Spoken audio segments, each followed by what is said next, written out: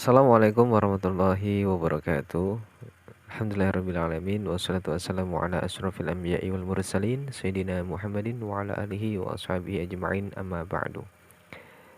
Baik, Mahfudin di sini sedikit saya akan menerangkan etika pendidikan Islam. Di sini saya mengambil subtema etika pendidikan Islam menurut Kiai Haji Hashim Asy'ari. Nah, menurut saya bahkan menurut banyak orang, etika pendidikan Islam dalam buku Kiai Haji Hashim Asy'ari sangat sesuai dengan tujuan pendidikan nasional, yaitu membentuk kepribadian yang beriman, bertakwa, serta berakhlak mulia, sehingga kajian ini dapat menjadi pedoman untuk pembaca, khususnya guru dan pelajar. Baik, langsung saja kita masuk dalam pembahasan Adabul Alim wal Muta'alim karya Hadratus Syekh Kiai Haji Hashim Asy'ari. Kitab Adabul Alim wal Muta'alim merupakan kitab yang berisi riwayat-riwayat mulai dari Al-Quran, hadis, atsar, perkataan ulama yang setelah itu diberikan penekanan sebagai poin dan kesimpulan dari riwayat-riwayat tersebut. Kitab ini terdiri dari 8 bab, yaitu bab pertama, ada keutamaan ilmu dan ahli ilmu, serta keutamaan mempelajari ilmu dan mengajarkan ilmu. 2. Ada pelajar pada dirinya sendiri. Ketiga, ada pelajar kepada gurunya. Keempat, ada pelajar dalam proses belajar dan apa yang harus dilakukan di hadapan guru serta tujuan belajar. Kelima, adab orang berilmu yang bisa disebut guru kepada dirinya. Adab orang berilmu yaitu guru kepada pelajarnya. 7. Adab orang berilmu guru kepada muridnya. Yang kedelapan, adab kepada kitab sebagai sarana mencari ilmu. Jadi beradab tidak hanya kepada guru saja, tetapi juga seorang pelajar harus beradab dengan dirinya sendiri, kepada gurunya, dan kepada ilmunya, kitabnya maupun yang berkaitan dengan ilmu.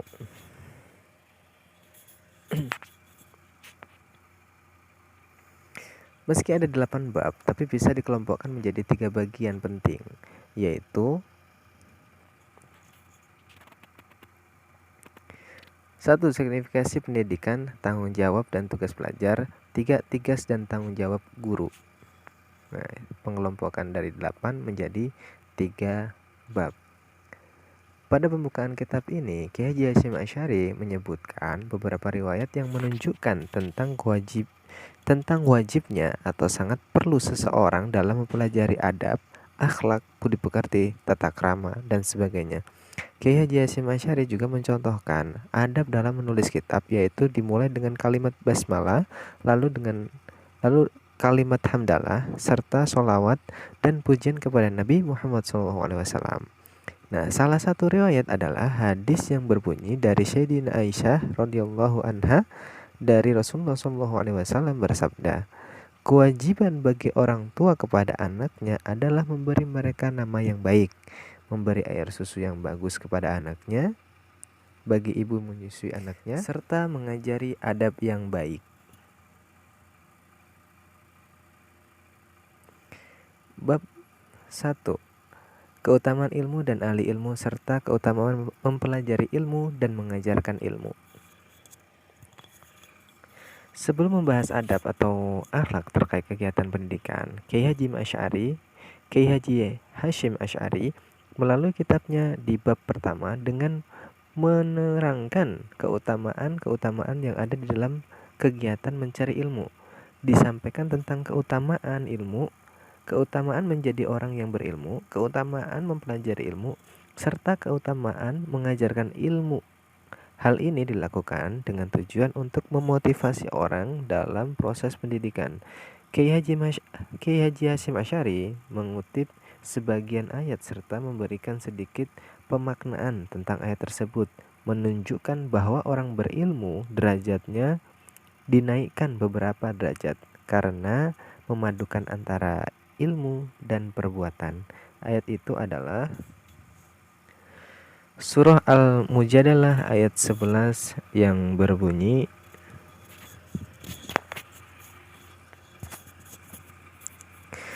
Yarfa'illahu alladhina amanu minkum walladhina utul ilma darajat wallahu bima ta'maluna khabir.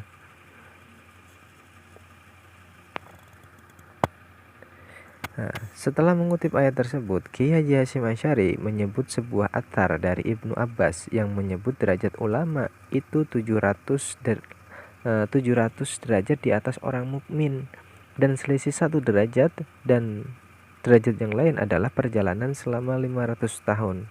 Nah, Rasulullah SAW bersabda, orang yang dapat memberikan syafaat ada 3, yaitu para nabi, ulama, dan orang yang mati syahid. Berarti luar biasa banget ya kalau orang berilmu itu sampai-sampai derajatnya itu lebih jauh terhadap orang mukmin biasa, sampai 700 derajat, dan 1 derajat ke 1 derajat yang lain itu sampai selisih 500 tahun. Luar biasa. Kiai Haji Hasyim Asy'ari menggarisbawahi bahwa keutamaan-keutamaan di atas hanya untuk ulama yang mengamalkan ilmunya, berakhlak baik, serta bertakwa yang tujuannya memperoleh ridho Allah Subhanahu wa taala, bukan orang-orang yang bertujuan keduniawian seperti mencari jabatan, mengikut harta, dan sebagainya. Hasan Al-Basri berkata, siksaan bagi ilmu adalah matinya hati. Dan ia ditanya, bagaimana maksudnya matinya hati? Hasan Al-Basri menjawab, matinya hati adalah ketika mencari keduniawian dengan perkara-perkara akhirat. Menurut Kiai Haji Hasyim Asy'ari, amal perbuatan merupakan buahnya ilmu. Jika ilmu diamalkan, ia akan mendapat kebahagiaan dunia akhirat. Tapi jika tidak, maka ia akan merugi. Ilmu merupakan salah satu pembeda manusia dengan binatang. Jika ilmu juga merupakan identitas dari manusia, mencari ilmu itu penting untuk mencapai rasa kemanusiaannya, hingga ia sadar siapa yang menciptakannya, mengapa ia diciptakan, untuk menjauhi larangan dan menjalankan perintahnya, serta untuk berbuat kebaikan sehingga pantas disebut bahwa manusia lebih mulia daripada makhluk yang lain. Maka itu pentingnya ngaji. Dan pada bab yang kedua, adab seorang pelajar terhadap dirinya sendiri ada 10, yaitu membersihkan hati dari penyakit hati seperti dendam, hasud, dengki, suudzon, dan akhlak tercela. 2. Memperbaiki niat, bersegera dalam mencari ilmu di waktu muda dan memanfaatkan waktu muda. 4. Qanaah. 5. Bisa mengatur waktu. 6. Bersedikitkan porsi makan, memiliki sifat waro. 8. Menghindar atau menyedikitkan makan yang bisa mengurangi daya ingat, memperlemah panca indera, membuat dahak, dan sebagainya. 9. Mengurangi tidur tapi tidak sampai membahayakan tubuh. 10. Mengurangi pergaulan tidak perlu dan pergaulan dengan lawan jenis. Makanya ada tuh kurang-kurangin, ngalor ngidul gak jelas. Yang pasti-pasti aja. Ya ke masjid, ke pengajian, ke majelis taklim, dapat berkah kemana-mana kan, pahala ada, berkah ada, insya Allah ilmunya bermanfaat, bisa bermanfaat buat orang lain. Dan bab yang ketiga berisi tentang adab seorang pelajar terhadap guru ada 12. Sampai ada 12. Makanya yang beradab sama guru mah jangan disia-siain. Apa saja? Yang pertama, merenung serta istikharah dalam memilih guru, panutan ilmu, dan akhlak yang terpenting, yang sesuai bidangnya, bisa menjaga muruah, serta punya metode belajar yang bagus. 2. Mencari guru yang memperhatikan ilmu syariat dan diakui keilmuannya oleh orang yang berilmu di masanya. 3. Menurut kepada guru dan tidak keluar dari nasihat-nasihat guru, ibarat pasien dengan dokter. Yang keempat, memandang guru dengan pandangan yang baik dan memuliakannya. 5. Mengetahui kewajiban murid pada guru. 6. Sabar ketika guru sedang marah atau tidak enak hati. 7. Tidak menemui guru di tempat selain yang diizinkan guru. 8. Berkelakuan baik di hadapan guru. 9. Berbicara dengan sopan dan lembut kepada guru. 10. Mendengarkan ucapan dan fatwa gurunya. 11. Tidak mendahului atau menyela. 11. Tidak mendahului atau menyela guru dalam membicarakan sesuatu masalah. 12. Ketika menyerahkan sesuatu kepada guru, maka gunakan tangan kanan.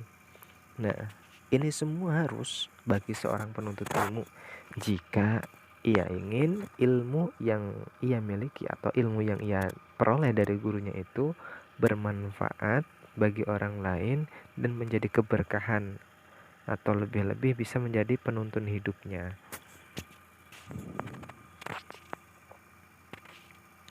Bab yang keempat, yang terakhir dari rangkuman 8 bab itu, adab seorang pelajar dalam pelajaran serta saat bersama teman dan guru. Itu ada 13. Yang pertama, mendahulukan ilmu yang fardu ain. Belajar ilmu terkait kitab Allah hingga punya keyakinan dan i'tiqad yang kuat. Tidak terjebak terkait masalah khilafiyah. Mentahsin kepada ahli sebelum menghafal. Yang kelima, berangkat lebih awal ketika mencari ilmu. Yang keenam, setelah selesai kitab atau materi dasar, baru lanjut ke kitab yang lebih besar atau materi yang lebih luas. Yang ketujuh, tekun dan istiqomah dalam menghadiri halaqah, diskusi dan musyawarah bersama guru. 8. Bila menghadiri majelis para guru, memberikan penghormatan. 9. Ketika menemui permasalahan, hendaknya bertanya tanpa malu-malu kepada guru, tapi dengan sopan. Yang ke-10, jika sistem belajarnya sorogan, maka tidak mendahului temannya. 11. Menjaga sopan santun saat belajar dan memahami kebiasaan guru mengajar. 12. Tidak pindah pelajaran sebelum paham dan tidak pindah negara ataupun tempat belajar kecuali mendesak. 13. Semangat meraih kesuksesan melalui kegiatan positif dan menjauhi keresahan.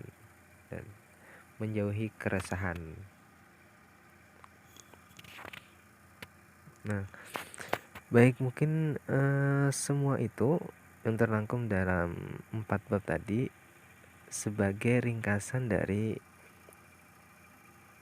etika pendidikan Islam menurut Kiai Haji Hasyim Asy'ari. Semoga apa yang saya sampaikan dapat bermanfaat. Terima kasih. Wallahul muwaffiq ila aqwamit thoriq. Wassalamualaikum warahmatullahi wabarakatuh. Betapa rindu